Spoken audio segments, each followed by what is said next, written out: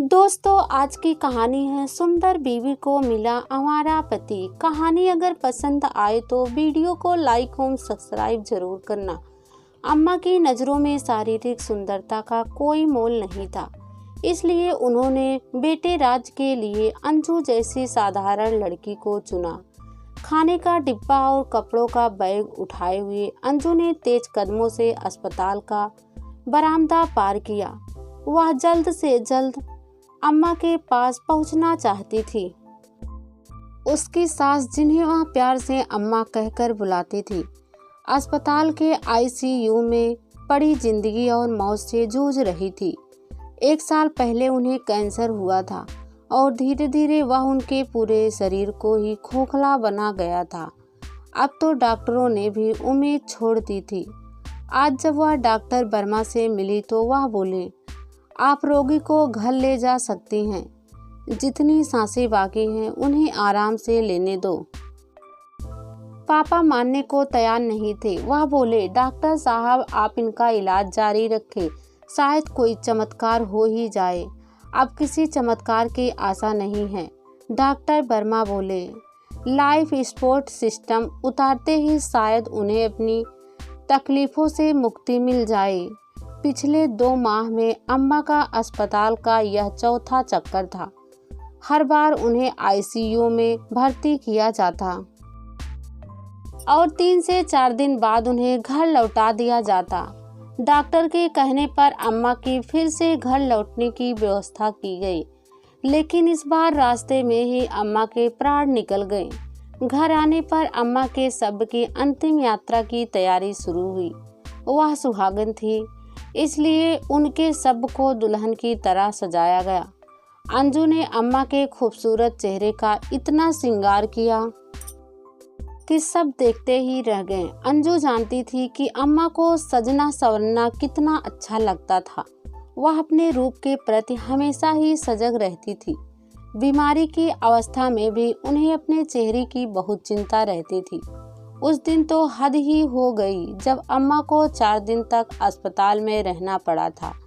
Cancer brain तक फैल चुका था, इसलिए वह ठीक से बोल नहीं पाती थी। अंजू जब उनके कमरे में पहुंची तो नर्स ने मुस्कुराकर कहा, दीदी, आपकी अम्मा मुझसे कह रही थी कि मैं पार्लर वाली लड़की को बुलाकर लाऊं। पहले तो मुझे समझ में नहीं आया, फिर उन्होंने लिख कर बताया तो मुझे समझ में आया। आंटी मरने वाली है, फिर भी पार्लर वाली को बुलाना चाहती है। यह बताकर नर्स कमरे से चली गई तो अंजू ने पूछा, अम्मा क्या चाहिए? अम्मा ने इशारे से बताया कि थ्रेडिंग करवानी है। अम्मा की तीव्र इच्छा को देखकर अंजू ने ही उनकी थ्रेडिंग कर दी थी। फिर उनके कहने पर भाव को भी तराश दिया था।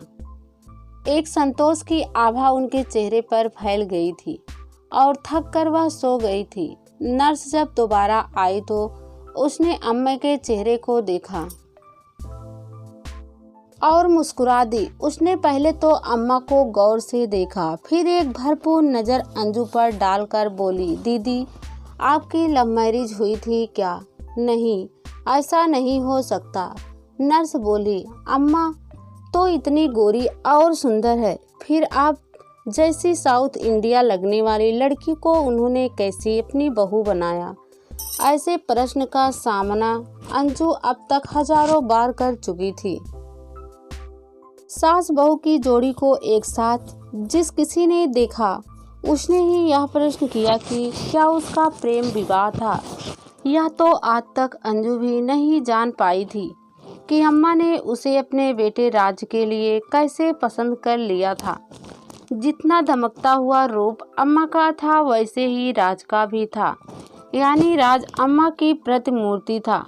जब अंजू को देखने अम्मा अपने पति और बेटे के साथ पहुंचती थी तो उन्हें देखते ही अंजू और उसके माता पिता ने सोच लिया था कि यहाँ से ना ही होने वाली है, पर उनके आश्चर्य का तब ठिकाना नहीं रहा था जब दूसरे दिन फोन पर अम्मा ने अंजू के लिए हाँ कह दी थी।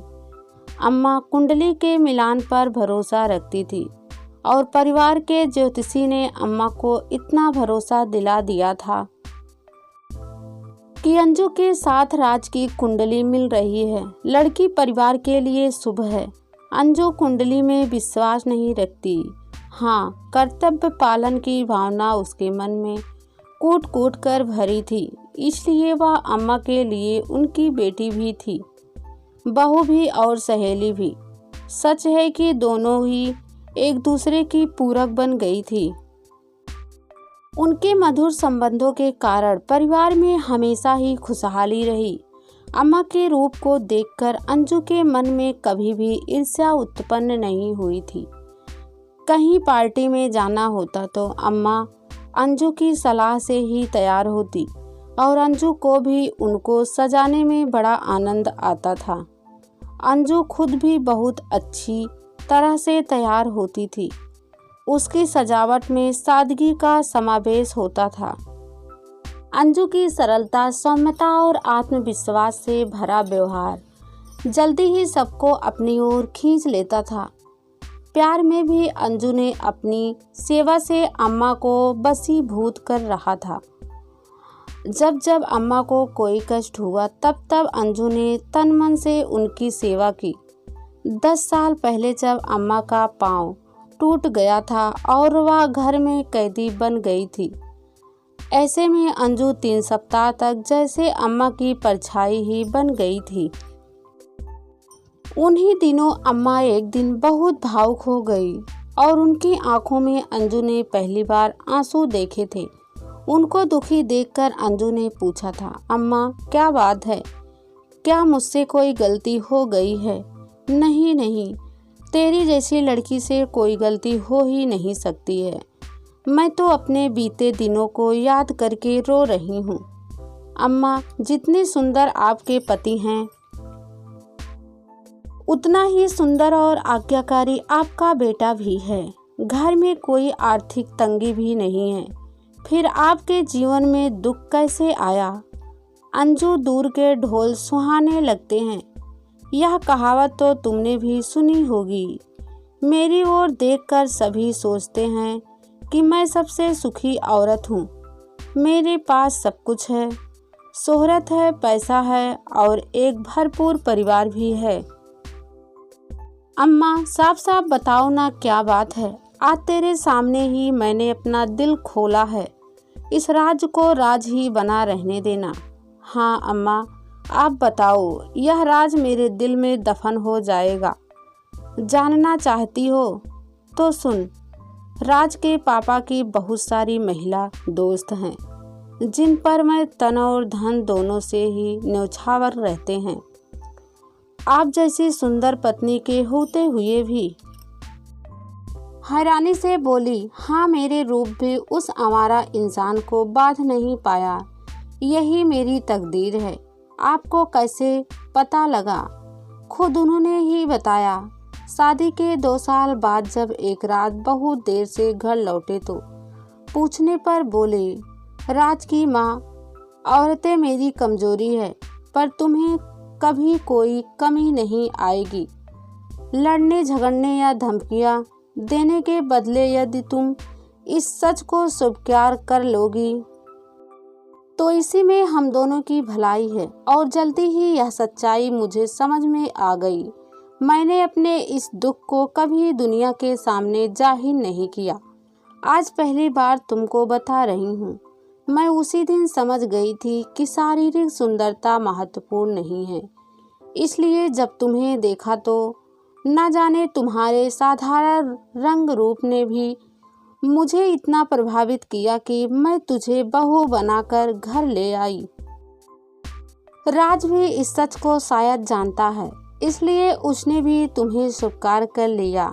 यह बेहद अच्छी बात है कि बाप की कोई भी बुरी आदत उसमें नहीं है। अम्मा की आप बीती सुनकर अंजू को इस घर की बहू बनाने का रहस्य समझ में आ गया। राज अपनी माँ से भावात्मक रूप से इतना अधिक जुड़ा हुआ था कि उसकी माँ की पसंद ही उसकी पसंद थी। अरे तू क्यों रो रही है पगली? इन्हीं विसंगतियों का नाम तो जीवन है। हर इंसान पूर्ण सुखी नहीं है। परिस्थितियों का जानकर उन्हें मान लेना ही जीवन है। अम्मा, आपने यह सब क्यों बर्दाश्त किया? छोड़कर चली जाती। सच जानने के बाद मैंने अपने जीवन को अपने हाथों में ले लिया था। अपने दुखों के ऊपर रोते रहने के बदले मैंने अपने सुखों में हंसना सीख लिया। मैंने अपना ध्यान अपनी कला में लगा दिया। कला का शौक मुझे बचपन से था। मैंने अपने चित्रों की प्रदर्शनियां लगानी शुरू कर दी। जरूरतमंद कलाकारों को प्रोत्साहन देना शुरू कर दिया। कला और सेवा ने मेरे जीवन को बदल दिया। सच अम्मा, आपने सही कदम उठाया। मुझे आप पर गर्व है। मुझे स्वयं पर भी गर्व है कि एक आदमी के पीछे मैंने अपना जीवन नरक नहीं बनाया। अम्मा बोली, ऐसी बात नहीं थी कि वह मुझसे प्यार नहीं करते थे। जब एक बार मुझे टाइफाइड और मलेरिया एक साथ हुआ तो वे मेरे पास ही रहे। जैसे आज तुम मेरी सेवा कर रही हो, वैसे ही 21 दिन उन्होंने दिन रात मेरी सेवा की थी। अब जब से अम्मा को कैंसर हुआ था, तब से पापा ही दिन रात अम्मा की सेवा में लगे थे। आज उनकी मृत्यु पर वह ही सबसे ज्यादा रो रहे थे। उनके आंसू थमने का नाम नहीं ले रहे थे। अम्मा के अंतिम दर्शन पर वह बोले, अंजू बेटा, तुमने अपनी माँ को सजा तो दिया है, पर एक बात तुम बिल्कुल भूल गई हो। पापा, क्या बात है? परफ्यूम लगाना भूल गई हो। वह बिना परफ्यूम लगाए कभी बाहर नहीं जाती थी। आज तो लंबी यात्रा पर जा रही है। उनके लिए एक बढ़िया परफ्यूम लाओ और उन पर छिड़क दो। मेरे लिए उनकी यही पहचान थी। जब भी किसी बढ़िया परफ्यूम की खुशबू आती तो मैं बिना देखे ही समझ जाता कि मेरी पत्नी यहाँ से गुजरी है।